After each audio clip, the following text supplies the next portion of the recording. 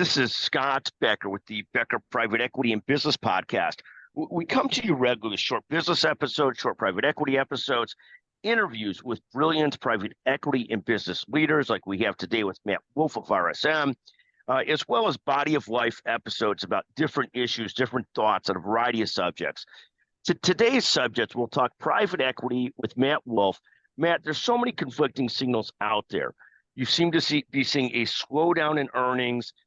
We're talking a day after the stock market had its worst day in a couple of years as earnings from some of the big companies came in less than stellar.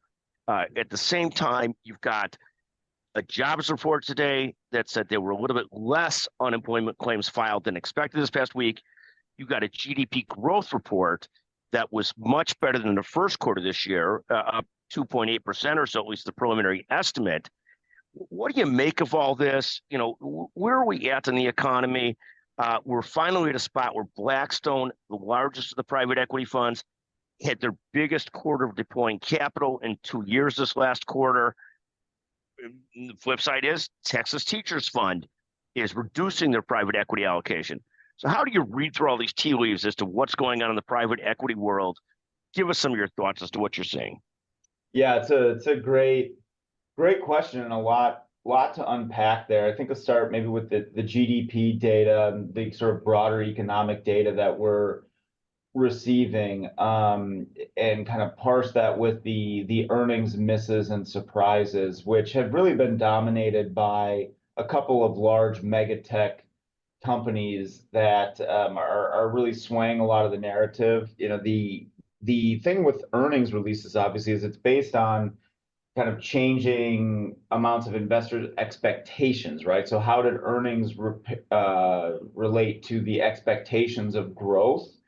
And that's a different that's a derivative, a different sort of measure than what is the actual underlying performance of the economy, right? The stock market is not the economy and vice versa.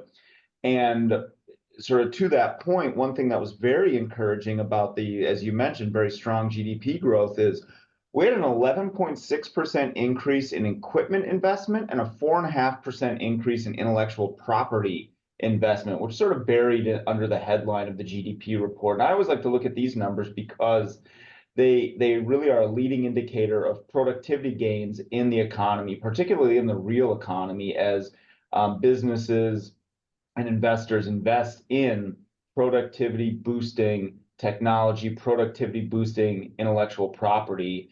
And that sort of total factor productivity really is the sort of rising tide that lifts all boats, right? It increases wealth, it increases wages, it reduces unemployment, it grows GDP. That's my real takeaway, at least from the GDP release and what I'm excited about. And I think it just supports the narrative that the sort of time for restrictive monetary policy is coming to an end, right?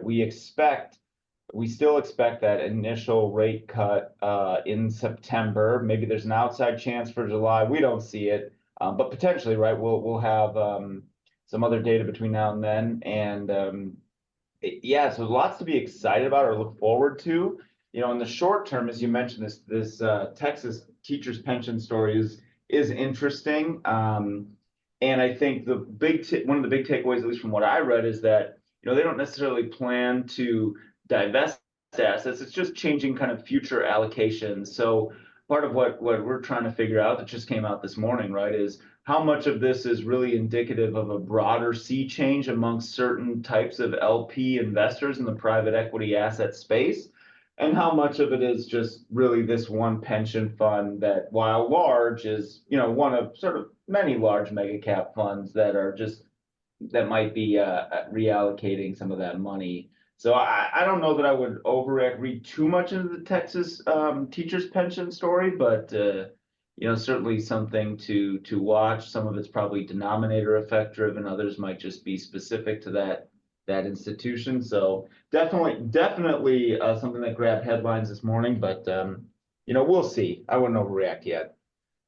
No, 100%. I think it's just a fascinating story because it's not so much right that they're pulling assets now. They're reducing their allocation over time, but as pension funds, institutional investors have a slowdown in the distributions coming from private equity funds that they're LPs in, that's a scary thing if you're managing pensions, if that's not going well. I find it to be absolutely fascinating. And, especially as these pension funds are both not getting distributions they were hoping for out of the last funds and being asked to commit to the next funds, that's just a very challenging, interesting place to be in. And we'll see how much that plays out over time, because that's a fascinating situation. Yeah, and what's interesting too about that timing and that liquidity is, we've seen the rise of continuation funds, and a lot of fund managers will tout them as, hey, this is a way to get your liquidity. But we've seen recently a lot of LPs say, no, we're not doing this deal. It's a way for, we're concerned about just offloading underperforming assets to clear a balance sheet. We don't want to participate in this continuation fund, even though we need that liquidity. But I think going forward, what we might see with continuation funds is sort of a new breed of them, or where managers, sponsors will go to those pension funds or others who have specific liquidity needs more than they have a sort of a return requirement, right? As you said, they have a liquidity requirement ahead of a return requirement almost. And the fund sponsors will say, okay, we know that you have an investment timeline of, say, 5 or 6 years. We want to make investment plays where we really see the value creation over 10 to 15 years. And in order to get you some of the liquidity you need in the meantime, we are going to set up now or plan for a continuation fund in the future, not for the purpose of unloading an underperforming asset, but because we're going to make investments now to make sure it's a performing asset, but really just to provide you with that liquidity as you need it, because you have these liquidity constraints. So it'll be I think we'll see an emergence of a new type of continuation fund, still called a continuation fund, but the purpose is really designed from the start to provide that liquidity and not necessarily just to kind of clean up a portfolio, as some No, of I them mean, allegedly have been. no, it's literally a fascinating type of things. You had a great piece by one of the Bain leaders about how much kicking the can down the road there's been by private equity funds and different financial engineering to try and work with their LPs. But at some point, if the actual real valuations of firms and their sponsored companies are not actually up or where they want them to be, they don't want to be up. They just got to be good enough. Then at some point there's going to be a serious reckoning. And you live in the valuation business, often of portfolio companies of private equity funds. What are you seeing in terms of valuations? Are you seeing things take write downs? What are you seeing? I mean, I know one of the funds I'm investing in, I get the reports, and if my original investment was $1, some of them I'm seeing marked down to 91 cents. 91% of the original investment. What are you seeing out there in terms of the tracking and the net asset values and so forth? That's a great question. Wide variation, right? In the deal market, right, we're seeing huge kind of bid-ask spreads out there. That's affecting these valuations. We're seeing write-downs. I would say more typical to see write-downs in the private credit, the mezz debt funds, to go from, valuing that first lien term loan, from 100 down to 95 or down to 80 or whatever it is, right? On the equity side, less common to see the write-downs, frankly, based on what we've seen and what we've had access to, which is, maybe not a representative sample, of course, but it's a very large sample of what we've seen. So, and certainly some of that even varies by sponsor too. We've had some sponsors who early in sort of this regime change, they said, hey, we're ripping the Band-Aid off. We see the writing on the wall, and we're just going to take our lumps now and keep moving. And others have had different approaches. So, again, summary, I guess the bid-ask spread out there in the market is still wide, as anybody participating in deals can probably attest to. And on the sort of private valuation side, We have definitely seen write-downs, but more common across debt portfolios than the actual kind of equity investments themselves.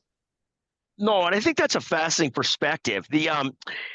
It's so interesting you say that. The sponsors that have ripped the Band-Aid off and said, we're going to take these lower valuations and just live with what our investors see.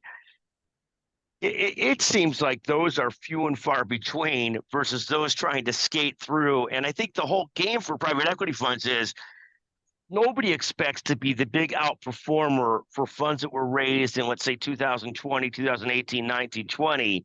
They just don't want to be the big underperformer. And they're trying to show that they at least measured up okay compared to the public markets, so that as you go forward investing in private equity, you still see that even in a tough time for private equity, that they're doing okay. And so there's confidence to re-up. And I think that the potential canary in the coal mine is things like Texas Teachers Funds saying, we don't buy it. We're not going to keep on anting up because we don't see going forward the returns that we had back in the day with private equity. And that's sort of the scary thing for private equity funds. It's a scary thing for LPs like me that have just re-upped into a bunch of funds without seeing the consequent return from the previous funds, And so it is a it's a fascinating thing. It's like I feel sometimes as an LP, like the dog who caught the car. Like I was so excited to finally be in a spot to invest in some private equity funds and VC funds, and then you see it, be careful what you wish for. And I see it obviously on a very micro level, but when people at Texas Teachers Funds are seeing it on a very macro level, it is fascinating because you need the private equity to outperform the public markets by a couple percent over time to make it worthwhile, because you're giving up a lot of liquidity in exchange for it. So you need some of that, but liquidity and fees, right? You're paying fees. You got to have that adjusted return beat the broader market. Absolutely. Here's maybe a wild thought for consideration, Scott. I feel like going forward, right, the private equity will remain a critical asset class in capital markets. It's, funds continue to raise, LPs are continue to be interested in it. Dry powder is always increasing.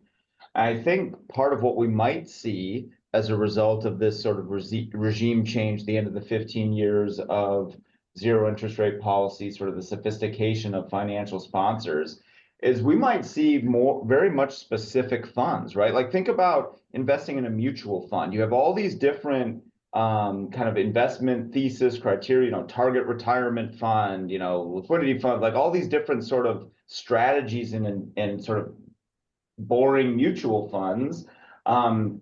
And forever, private equity funds have been, we're going to invest in companies, hold them for maybe 5 years plus or minus a few, and we're going to try to return you a 20% IRR, right? But maybe going forward, what we'll see from sponsors are somewhere, hey, we're not, we're going to provide additional liquidity, maybe at a lower return, and we're going to do this, we're going to do that. We might see some very unique and specific kind of sophisticated private equity funds, almost a mutual fund sort of strategy.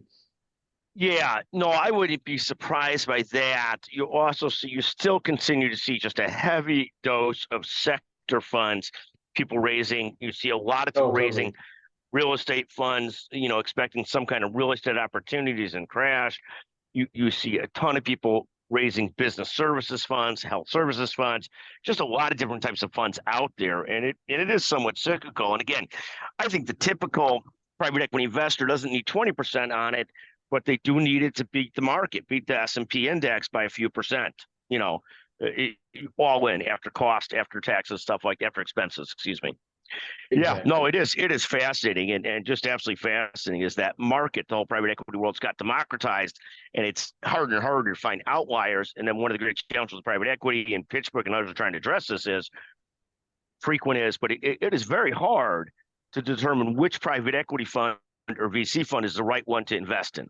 And thus, many people go back to what they view as the safest names, the biggest of the big, absolutely, for better or for worse. But at the end of the day, the private equity business in a high rate environment, a challenging business, because if leverage is very expensive, it's much harder to make differences with reasonably low risk when you get high leverage cost, So at some point, the real opportunity and explosion again will probably come if interest rates can get down a couple points.